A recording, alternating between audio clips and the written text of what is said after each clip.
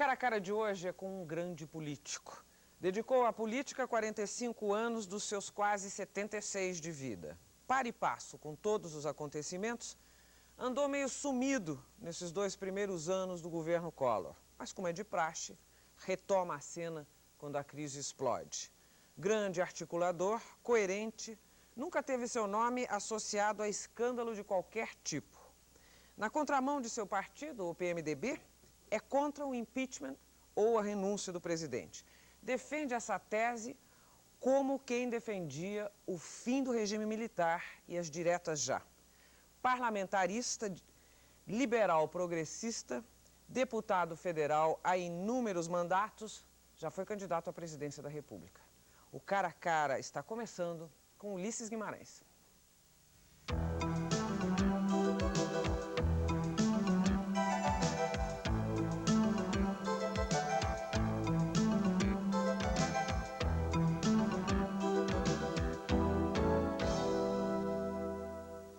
E vai constar em sua biografia, seu interesse pela política sempre foi maior do que a dedicação à família. Deve constar também uma frase de Camus: quem não gosta da política não gosta da vida. Deputado, o senhor tem 45 anos como profissional da política, então eu acho que isso, o senhor deve ter essa certeza, o torna uma das pessoas mais qualificadas para definir qual o tamanho da crise que a gente está vivendo, se ela é diferente de outras que o senhor conheceu.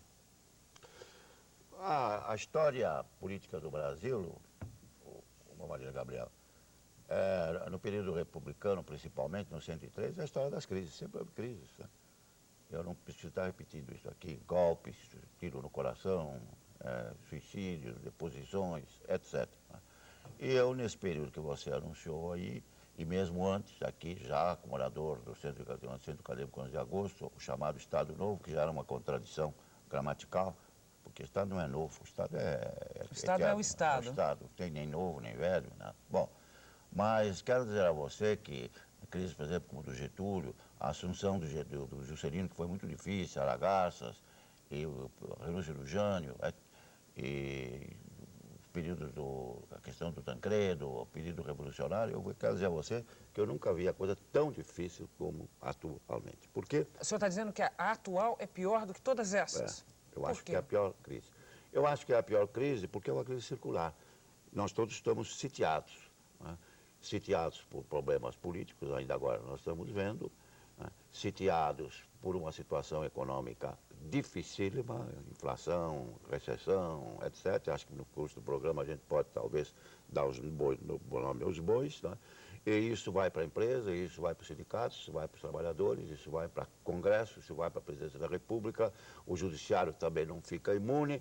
Eu nunca vi, repito a você, uma situação como essa que eu repito. Nós vamos romper o cerco, nós estamos cercados, nós estamos sitiados. De que forma romper esse cerco? Nós temos que romper este cerco no sentido, primeiro no sentido, evidentemente, de dar um jeito, dizer que o Brasil é um país que tem jeito. Para ter jeito, ele precisa funcionar as instituições que não estão funcionando como deveria. O Congresso não funciona como deveria, o Executivo, então, nem se fala. Há um problema, repito, no Judiciário, a economia está aí com essas dificuldades que nós estamos vendo, todo o pessoal aí está tudo de calça na mão, está apavorado. É um país, inclusive, que não tem, você já viu algum país que possa as coisas não ficarem na situação que está com o Brasil? Não tem lei tributária, não tem lei tributária, não tem lei tributária porque há uma desobediência civil. Nós vemos personalidades, gente muito importante, sendo que não paga imposto. Então, não tem tributo. Se não tem tributo, não arrecada. Se não arrecada, não pode cuidar de educação, de saúde, etc. De maneira que eu quero dizer que é preciso haver, para não estar falando demais aqui, para dar o tempo desenvolver, para fazermos aqui um bric-a-brac, né? Um tour do horizon, se for possível, eu gostaria de dizer a você que temos que fazer mudanças estruturais, intestinais, não é de plástica. Bom, mas então deixa eu falar dessas mudanças. Existe uma proposta de mudança, ou um pensamento de mudança, às vezes uma vontade de mudança, Ano passado, apesar de parlamentarista e a propósito da antecipação do plebiscito, o senhor disse que entendia que terminar um mandato no meio para acabar com uma crise significa entrar numa crise pior. Essa é uma das soluções que tem aparecido aí, não é? Tem gente pedindo isso. Eu gostaria de saber se essa sua opinião vale também para a atual situação, para agora, para essas propostas de renúncia ou de impeachment. Eu acho que vale. Nós não vamos fazer uma mudança, uma redefinição do Estado no que diz respeito ao Executivo, no caso, o parlamentarismo, votado pelo plebiscito, nunca se fez isso no país, né? Deodoro, no governo provisório, prometeram e não fizeram até hoje. Então, vai fazer um plebiscito. Mas eu entendo que por todas as modificações que se tem que fazer, porque se a decisão for, como eu espero, pelo parlamentarismo, você precisa instrumentalizar o parlamentarismo. Nós vamos ter uns referenciais da lei que estamos fazendo agora da antecipação, qual é o tipo de parlamentarista, os presidencialistas vão dizer, etc. Mas são os referenciais. Depois precisa a revisão. Mas por esse motivo que o senhor acha que o nosso presidente, o Collor, deve continuar nesse momento? Eu acho isso. E também não ser um parlamentarismo de remendo. Você poderá dizer que nós já fizemos uma vez, fizemos para evitar uma guerra civil. Eu não estou vendo, não está sendo contestado até agora, inclusive pelas forças militares, como foi no caso do Jango. Mas no caso da solução, da saída dele e Itamar Franco assumir, o senhor também está contra? Não, eu entendo que a crise, evidentemente, é uma crise muito séria. Nós temos que examinar o projeto de resolução que vem da CPI, que está rastreando todos esses problemas que se sabe, estão chegando do Palácio Planalto. Não é o presidente, nós não temos competência, evidentemente, para, a não ser fazer indicações, se surgirem isto, mas é um problema que seria através do impeachment. Mas eu quero dizer a você que não posso dizer que estou contra, eu não estou contra um dispositivo que está na Constituição. É verdade que é um canhão que está na Constituição, inclusive americano, um canhão que não deu tiro até hoje. Andrew Jackson, que substituiu Lincoln, porque Lincoln foi assassinado, quase que o canhão o acertou, disparou, mas por um voto ele se salvou. No Brasil nem sequer se tentou. De maneira que é preciso ter provas muito robustas, muito seguras, e precisa principalmente a sociedade chiar.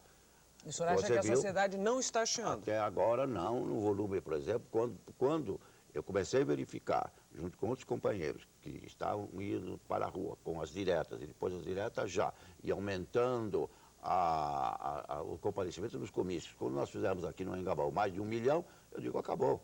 Acabou o AI-5, acabou, nós já derrubamos a Revolução, faltava só complementar como fizemos depois. Então, sem a sociedade, sem o cidadão, sem a rua, evidentemente, ela é que vai respaldar, porque nós somos, de certa forma, a ECO, é que vai dizer o que se deverá fazer, e politicamente se pode fazer, já se fez na Constituição, na vida brasileira republicana já se fez, não é? Além dos golpes conhecidos.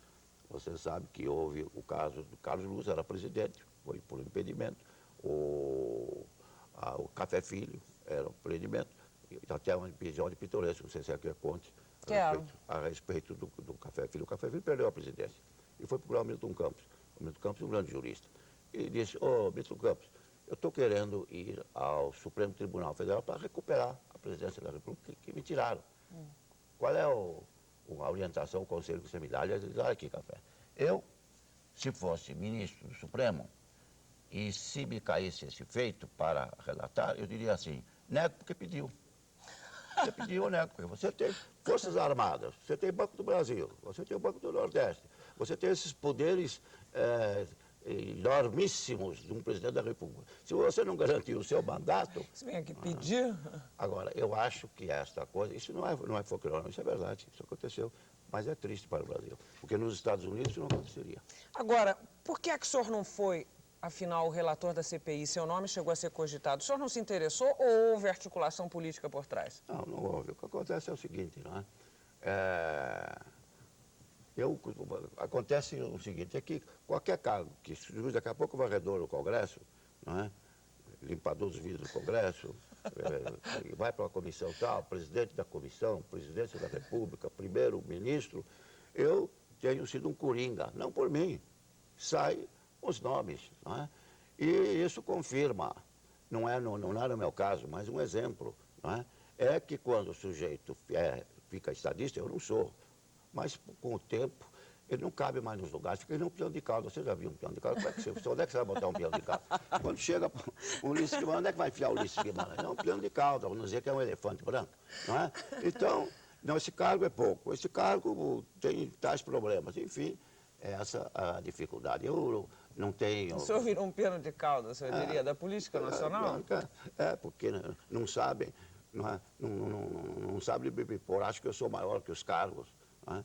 Então, é como o peão, não é, que nem o piano de cauda não cabe. Se você ganhar um piano de cauda, o que você vai fazer com o piano de cauda? Mas o seu histórico não conta isso? O senhor não ficou maior que os cargos? Deixa eu perguntar uma coisa. Essa CPI, na verdade, é a CPI do caso PC Farias, e de repente ela está se desviando de rota e está virando CPI do presidente Collor. Eu gostaria de saber se é isso mesmo, se a CPI está cumprindo o seu papel.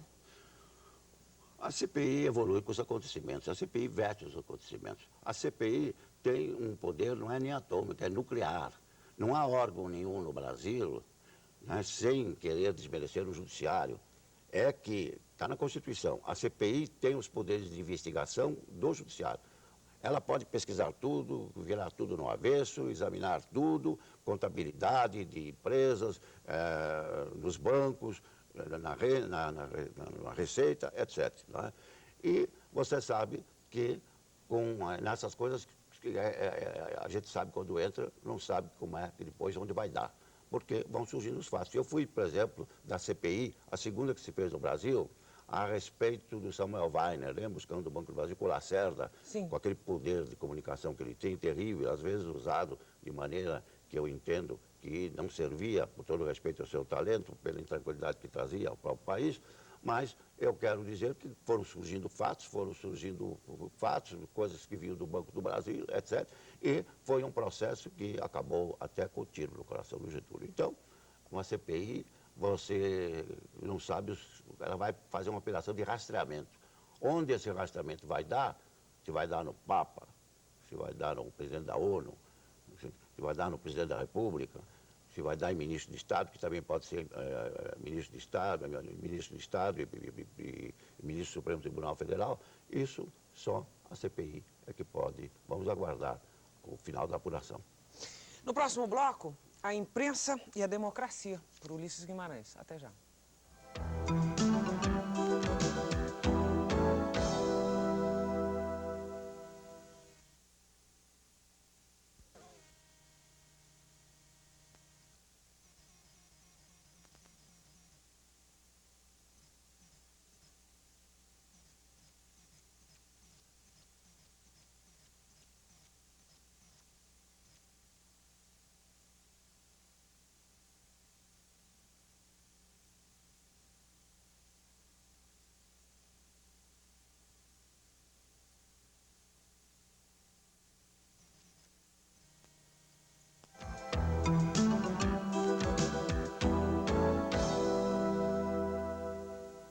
No bloco anterior foi citada a CPI do caso PC Farias. As pessoas, no geral, que depuseram até agora, apenas confirmaram o que já tinham dito à imprensa. Imprensa esta que, por razões, no geral, muito claras, está superexcitada, analítica, competitiva e investigativa. Deputado, a imprensa é que está pautando a política, a polícia, o judiciário, ela está do tamanho do seu papel?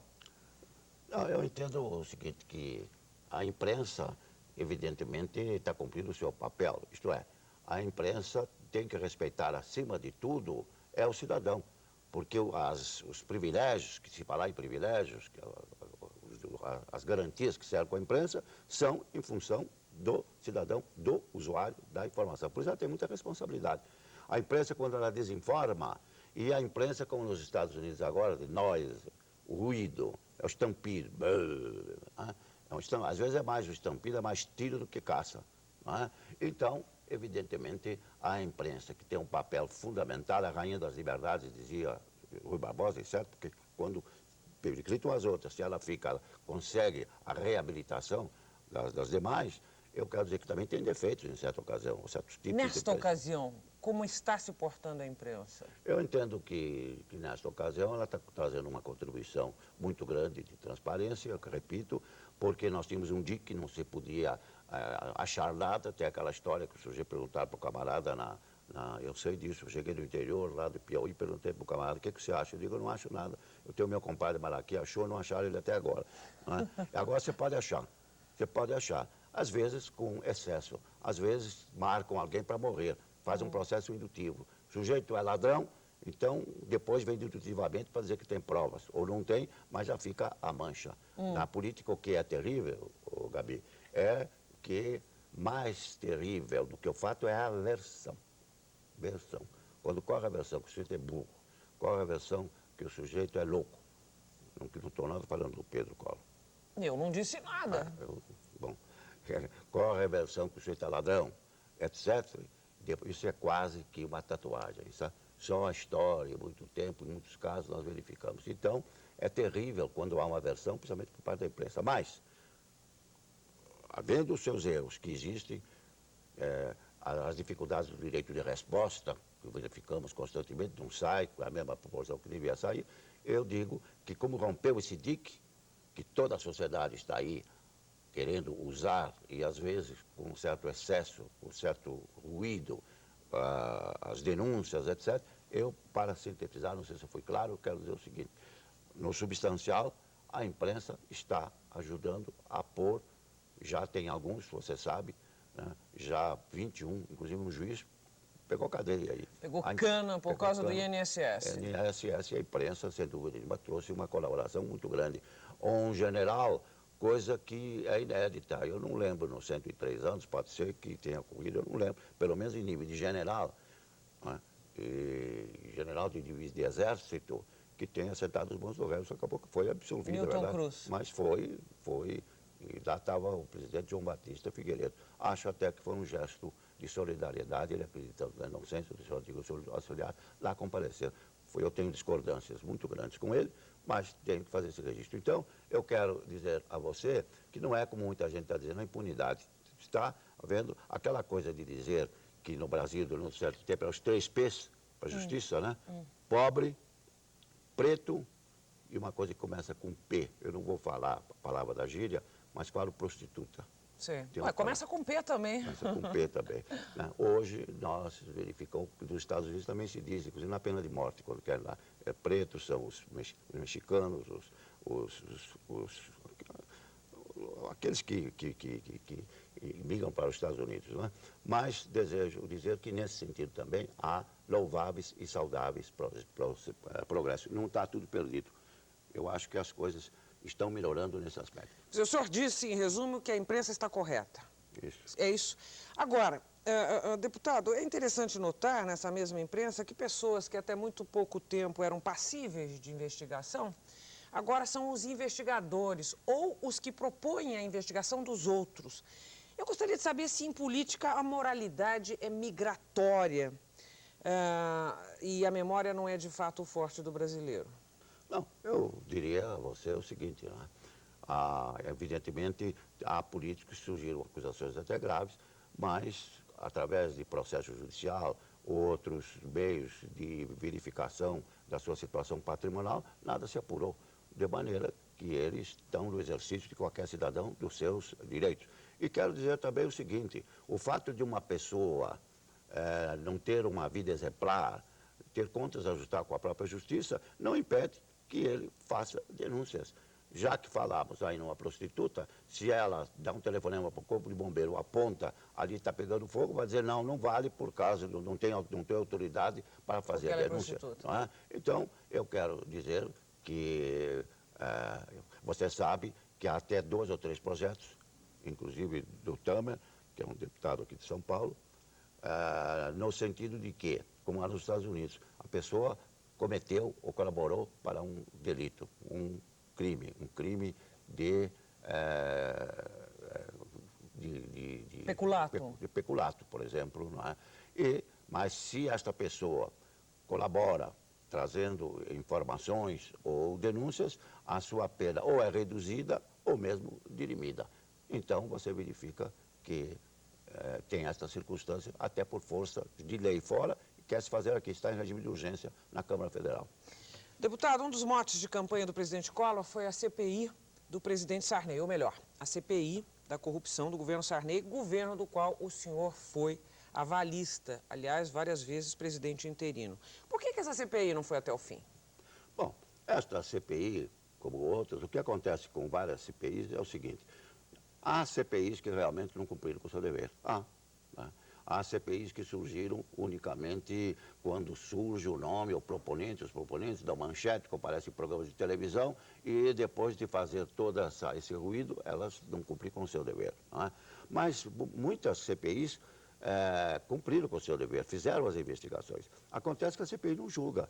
O povo pensa que a CPI é que vai decidir, a Câmara é que vai decidir se a pessoa é culpada ou não é culpada, se merece cadeia ou não. Não é. Ou é seja, o judiciário. Então manda para o judiciário, às vezes a demora ou é absolvido e a culpa recai sobre o Congresso e sobre a CPI. O senhor está dizendo que é isso que vai acontecer nesse caso, quer dizer, na verdade a CPI acaba, parece, 11 de agosto e depois ela vai continuar uma trajetória, é isso? Não, a CPI, no dia 11 de agosto, realmente ela terá que terminar, a não ser que peça prorrogação, acho que não deva pedir, porque esse é um processo agudo, precisamos resolver isso dentro dos limites razoáveis de tempo, por as repercussões do país. Depois ela faz um projeto de resolução. O projeto de resolução vai para o Congresso Nacional, é Câmara e Senado. E todos nós, inclusive aqui, o seu amigo, o seu admirador, eu tenho que na hora ou haver uma manifestação, ou pelo menos uma manifestação no painel. São os juízes desta fase investigatória e também, se surgir denúncias políticas que possam chegar no governo, tem que se avisar naquela ocasião o que se pode fazer. Deputado, uma última pergunta nesse bloco rapidinho. Nós, nessa entrevista, estamos em pleno exercício da democracia, não era essa democracia que o senhor estava tão bem explicando ainda há pouco. Mas eu não posso deixar de lembrar de um trecho de uma carta que o senhor me escreveu e em que dizia: o povo brasileiro não é errado. A geografia do Brasil não está errada. Errada está a política, vale dizer o Estado, quer dizer a democracia. Quando eu li isso, eu fiquei... essa própria afirmação contém um paradoxo, me parece. Como é que a democracia pode ser errada? Eu direi a você o seguinte: a democracia, para funcionar, ela precisa de instrumentos, ela precisa de ferramental, ela precisa, em final de contas, de leis. Por exemplo, rapidamente, não é? Por exemplo, para se votar, aqui em São Paulo agora vai ter, parece que 8 mil, 9 mil candidatos a vereador. Pelo amor de Deus, não é possível. Até nós ficamos atrapalhados, chega na hora, é um primo, é um cunhado, é um companheiro de infância, é não sei o quê, a gente fica perplexo. Então, não é que o povo brasileiro vote mal. O povo brasileiro tem dificuldades com esse voto proporcional para escolher certo. Precisa ser um voto distrital. Escolher, em vez de 2 mil candidatos, são 4, 5 candidatos por 4 partidos. Então você conhece o cara, sabe se ele é bom, se ele não é, ele mora na cidade, etc. Ele conhece você e você conhece ao eleitor e os problemas do município. Não é? Ao lado disso, portanto, o legislativo tem essa dificuldade. Nós erramos. Mas muitos dos problemas da nossa representatividade vêm desta lei do distrito e a lei do partido, a lei partidária. Precisa haver uma lei partidária. Não pode contar essa bagunça que está aí, essa desordem que está aí, os partidos de aluguel. Tanto assim, felizmente você acha que você não vai fazer isso. Se você me quiser fazer uma sabatina nos meus 45 anos para dar o nome de 10 partidos aqui, eu vou ser reprovado, vou levar um zerão aqui por você. Eu não sei. Eu duvido também, eu ia perguntar depois para você, para ver, nós vamos sair daqui os 2 reprovados nesse assunto. Então, precisa fazer a lei partidária, poucos partidos. Por quê, Gabriel? O presidente do partido, eu fui 20 anos, é uma espécie de São Jorge. Sabe o que é o São Jorge? São Jorge é o santo dos bordéis. Então, ele fica lá em cima e a sacanagem está aqui embaixo, não é? Então, o que acontece, não é? Você está lá, vai votar, por exemplo, a reforma agrária, programa do partido, não é? Programa do partido. Você está sentado lá com o presidente do partido. Aí você olha para o painel, 10, 15, 20, 30, que deviam votar com os compromissos do partido por uma reforma agrária, vota com os latifundiários. Então não pode continuar isso. Como? Se você tiver 4, 5 ou 6 partidos, você tem o direito de punir esses sacanas, esses safados. Você desrespeitou o partido, rua, não fica no partido. Ao lado disso, depois, se você quiser, é tão importante o tema, é a questão de substituir o sistema presidencial pelo parlamentarismo. Sim, isso eu quero falar mais para frente. Vai para frente. Quer dizer, a democracia da gente... Não está funcionando. Não está funcionando? Não está funcionando. Quer dizer, a democracia em si, ela é correta, ela é perfeita. O que ela precisa é da organização. É isso aí. É isso. No próximo bloco, o parlamentarismo de e por Ulisses Guimarães. Até já.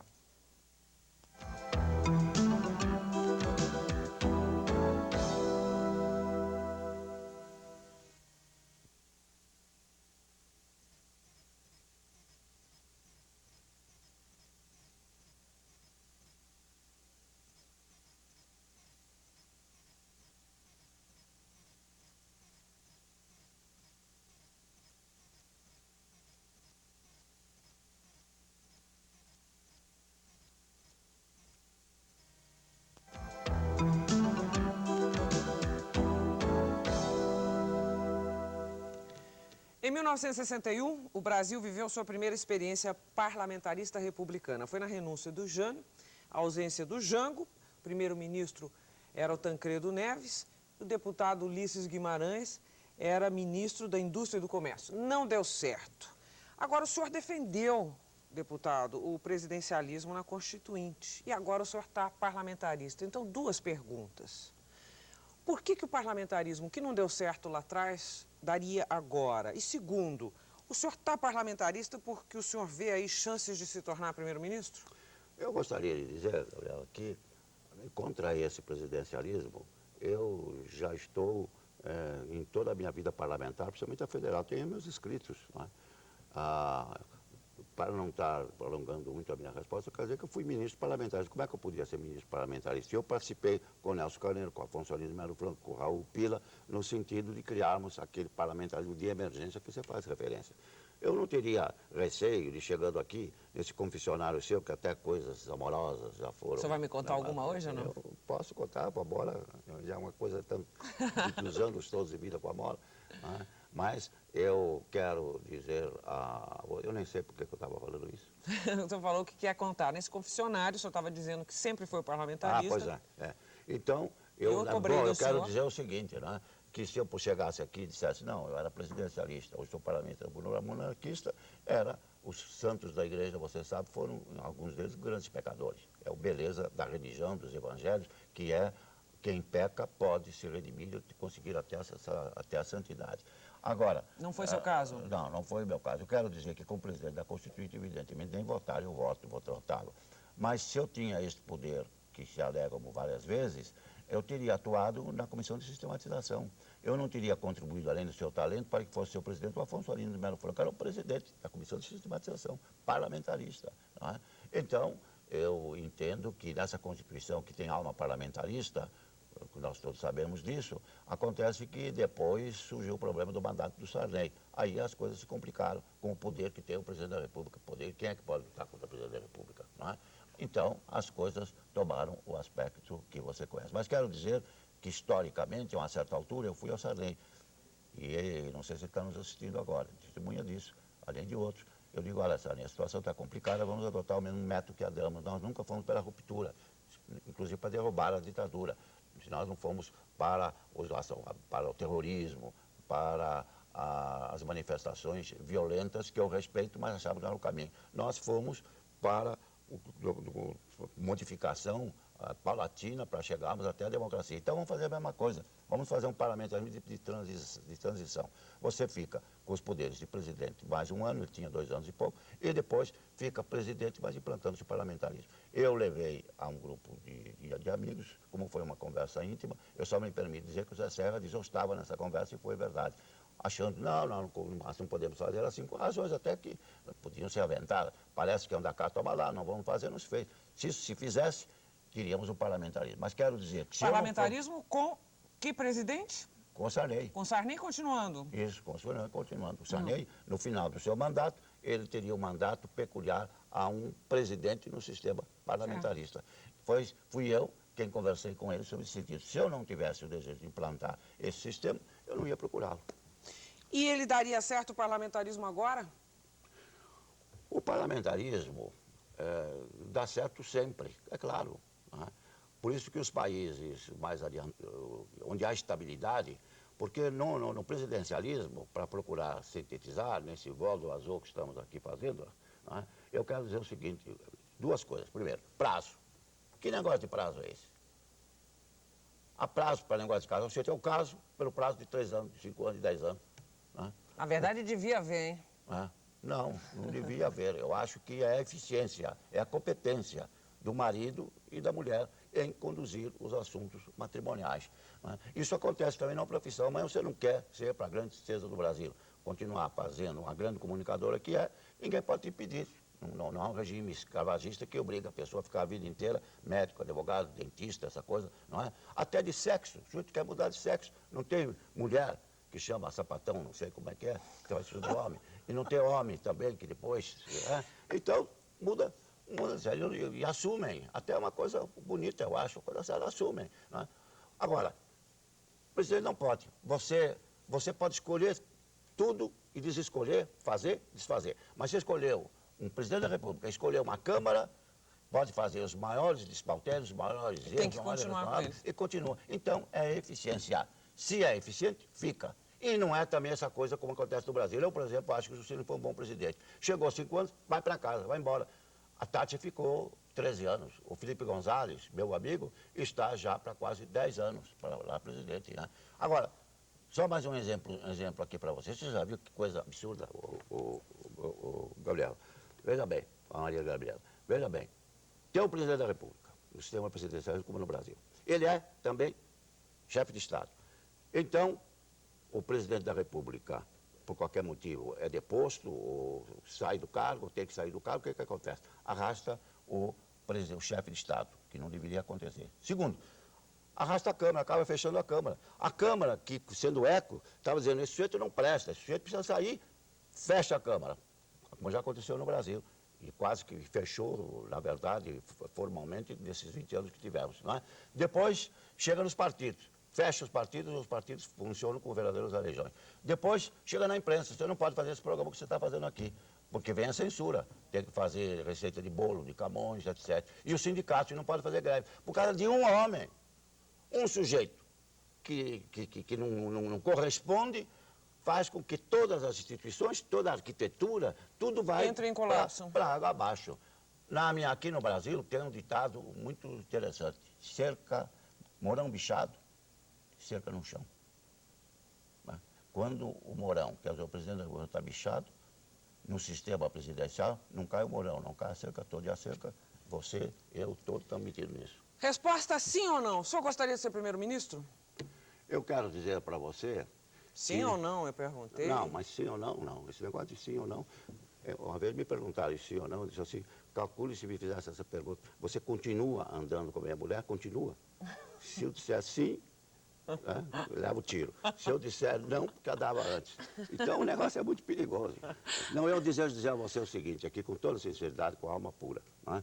Você, para ser um cargo, qualquer cargo, você precisa ter alma, você precisa ter ímpeto, ter um desejo íntimo, é a vocação, é a chamada de Deus. Até para ser garçom, ser cozinheira, ser comunicador, ser deputado, ser homem público. Né? Eu não sinto esse chamamento a essa altura da minha vida pública, a não ser para implantar o regime. Né? Eu entendo que devíamos aproveitar outro brasileiro. A minha resposta é não. É não? É não. Poxa, que surpresa.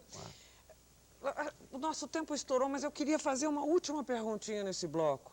Por que é que essa Constituição saiu tão grande e tão problemática que já saiu pedindo revisão?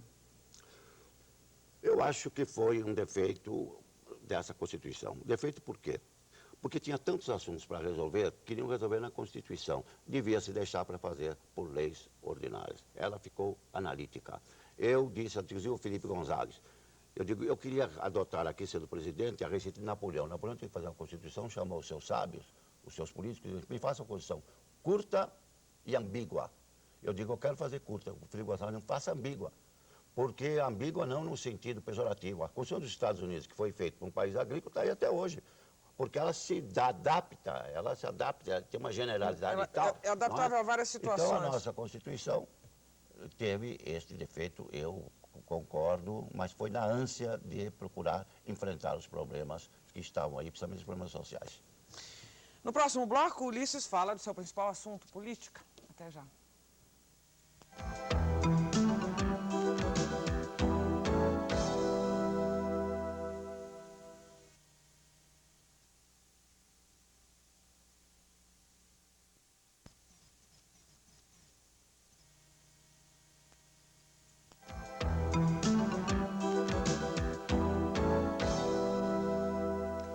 Até o final do ano, o deputado Ulisses Guimarães está com a agenda lotadinha. Vai lutar pela antecipação do plebiscito, revisão da lei dos partidos, reforma eleitoral, desempenho do PMDB e ECO 92, que agora vira Brasília 92. É isso, né, deputado? A ECO vai ser rediscutida numa interparlamentar em Brasília, é isso? Vai, de 23 a 27 de novembro.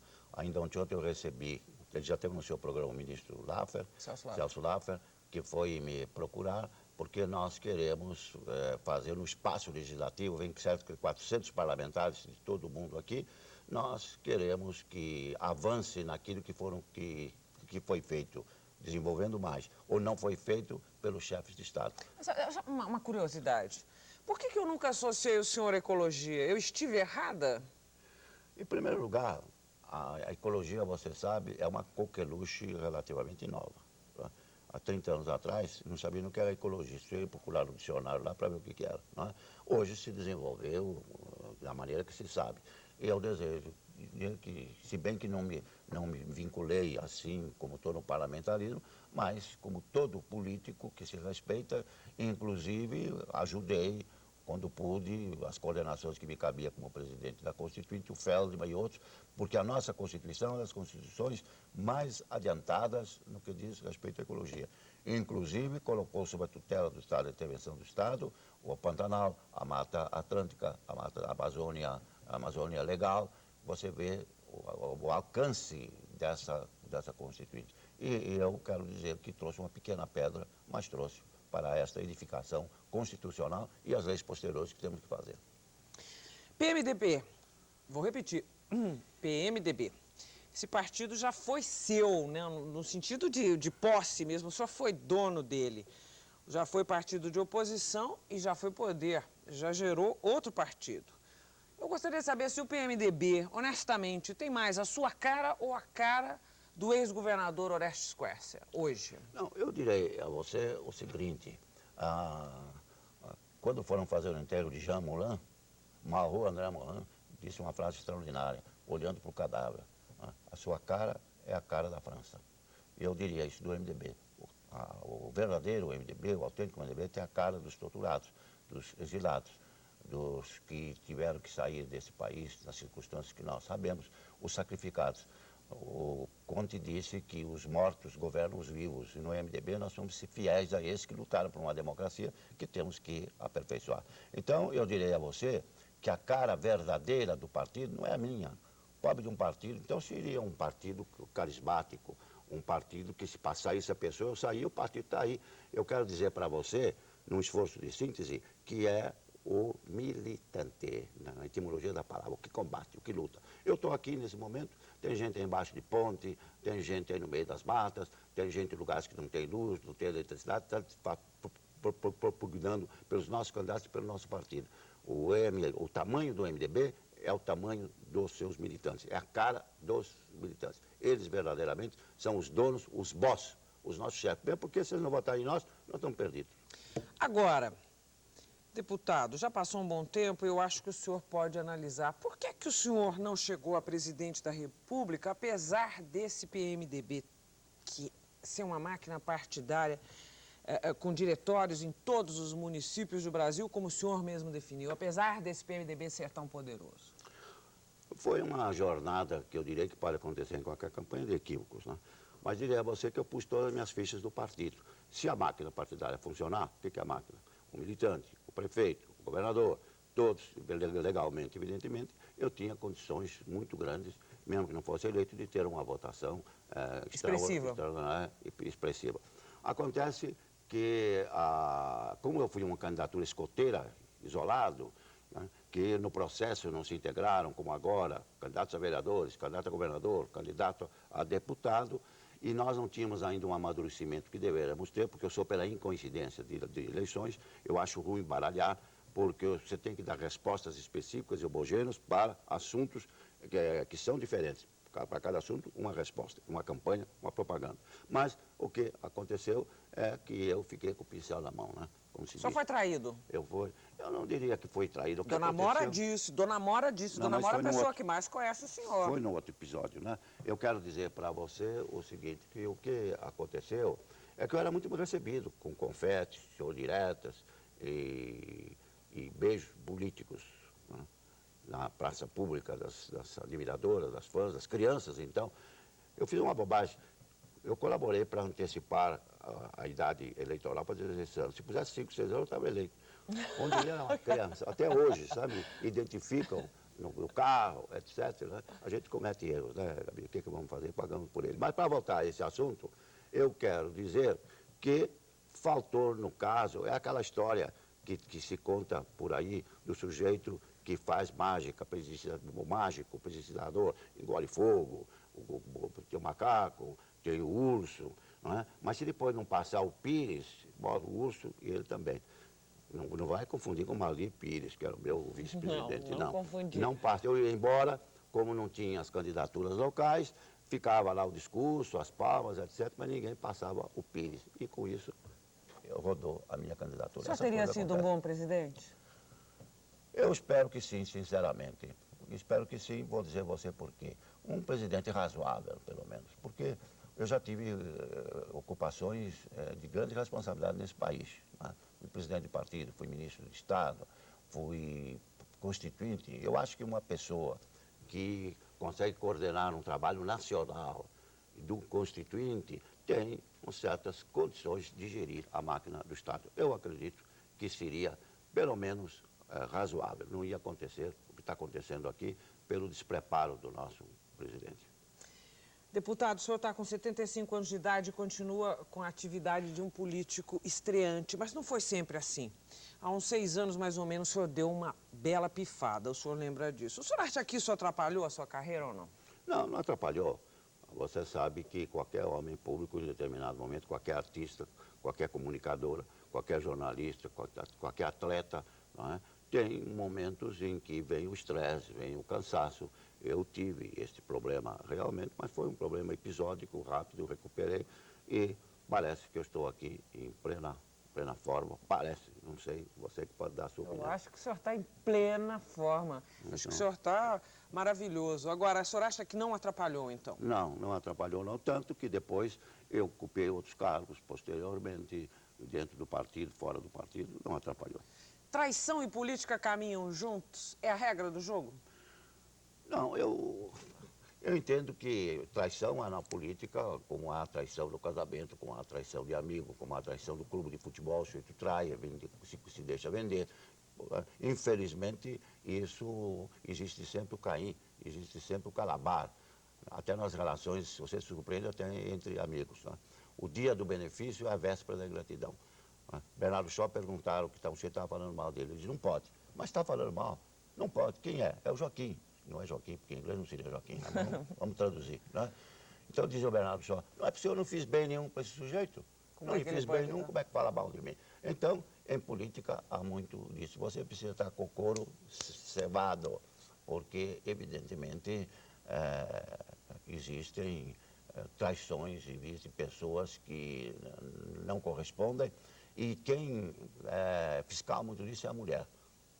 A mulher tem uma memória muito mais fiel a esse assunto. Ela guarda. É bem verdade. E tem uma coisa do faro também, do instinto. Mas é bem verdade também que é o seguinte. O que acontece é o seguinte. O político está com raiva do outro. Aí chega em casa, uma fera. Eu pego um revólver, dou um tiro na boca daquele sujeito, eu mato aquele filho, não sei o quê, pá. É um desabafo. Mas a mulher pensa que é verdade. Dali um certo tempo, vê no mesmo palanque e diz, vocês são uma cambada de sem vergonha. Como é que fica isso, né? Então ela não esquece aquele desabafo que se faz com a mulher, com o filho na atividade. Isso acho que acontece, pode acontecer com você também, né? Às vezes você fica fula da riba, pé da vida, né? E... não subir no palanque com ninguém. De quem foi que o senhor falou isso em casa, que a dona Mora nunca mais perdoa? E que estava no mesmo palanque com o senhor? Não, isso já tem, você sabe... É hora do senhor fazer aquela confissão, aquela íntima de confessionário que o senhor ia me dizer aqui. Eu já tenho tido, evidentemente, nós já temos tido lutas políticas juntos e contrários, por exemplo, o Covas foi sempre meu amigo, mas depois nós tivemos em palanques diferentes. Né? Agora eu espero que voltemos a ter os mesmos palanques. Demos uns beliscões na campanha, uns arranhões e tal, mas isso não impede que sejamos bons amigos. Com Quércia, tudo maravilha, de lá para cá. Amanhã vou almoçar com ele, na companhia de Mora e da Laíde. Ele fez questão de encomendar a Mora, que eu agradeço muito. Na minha história com Mora, é uma história, eu acho que a diferença, no meu caso, acho que de homem, é do dar para o de. Eu, antes de Mora, eu gostava de mulher, natural. Agora, depois, eu gosto da mulher, da minha mulher. Uau, uau, uau, que declaração, dona Mora, que maravilha. No próximo bloco, bate-bola com Ulisses Guimarães. Até já.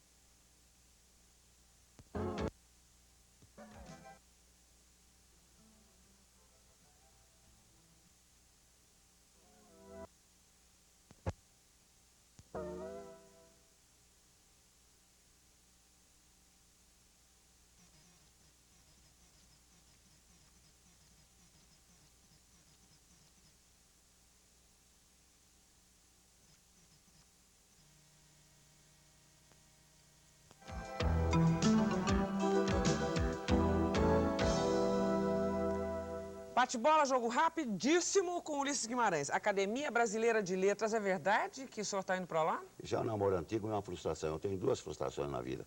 Uma de não ser pianista. Estudei com o Mário de Andrade e disse, você não tem vocação para isso. Você pode ser um virtuoso, não paulista. E outra é da academia. Já meu nome, pelo Luiz Viana Filho, foi lançado na vaga de Pimentel Pica, não fui candidato. Eu não sei se esse namoro vai transformar em noivado ou em casamento. Eu gostaria. Bebedor de Poir, lenda ou verdade? É verdade.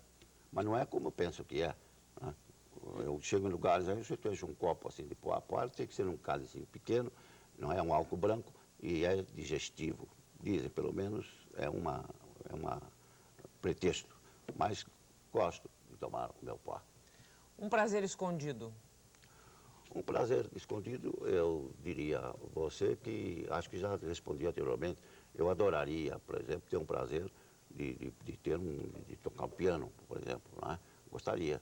E, infelizmente, Deus não me deu a vocação para isso. Uma tremenda saudade.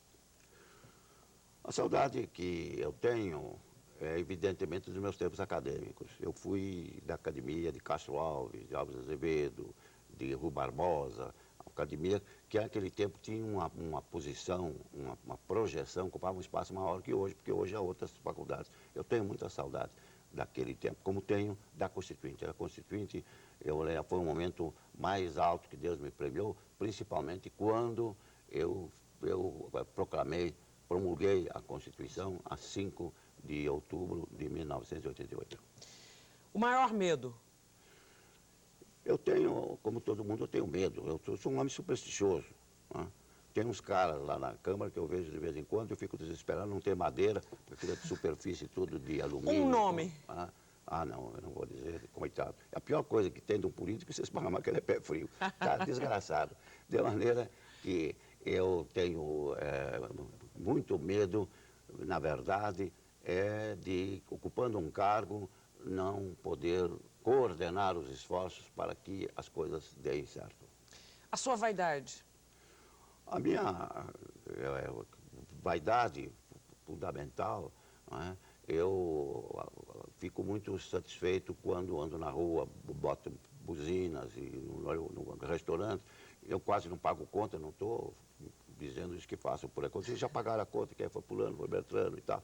Eu tenho esta vaidade. Eu, quando entrei na política com o Antônio Feliciano, eu disse assim, um dia eu quero ser isso. Isso que eu vi passar o Feliciano assim, e vi um rumor como se fosse um navio às ondas. Olha o Feliciano e tal. Isso eu queria, e essa vaidade parece que eu tenho. Conseguiu, né? Um tiro de misericórdia. Um tiro que eu dei ou que eu recebi? Que lhe vem à cabeça. Eu acho que um tiro de misericórdia que nós demos foi na ditadura, não fui eu. Eu com os companheiros, no sentido de que, através da eleição direta, através do Anhangabaú, nós demos, na verdade, um tiro no regime excepcional que aí estava. Foi um tiro de misericórdia, porque tivemos a democracia. Um desejo incontrolável. Um desejo incontrolável, eu acho difícil, porque eu tenho fama de me controlar em tudo, né? Controlo a minha língua, controlo bebida, controlo comida. Incontrolável, eu francamente não quero ser presunçoso, mas até hoje eu tive força para controlar os meus desejos. Um inimigo respeitável. Um inimigo respeitável, eu não tenho inimigos. Eu, por exemplo, não tenho. Né?